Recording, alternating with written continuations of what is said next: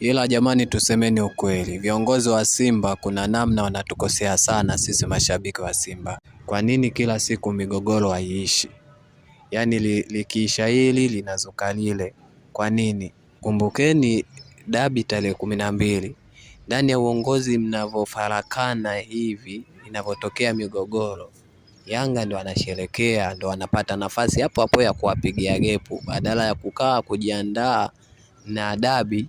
Nyinyi mnaanza kufarakana ndani ya uongozi. Haya sasa tufanye mara pap, Yanga kashinda hiyo dabi tarehe 12. Sisemi kwamba lazima Simba ashinde, hapana.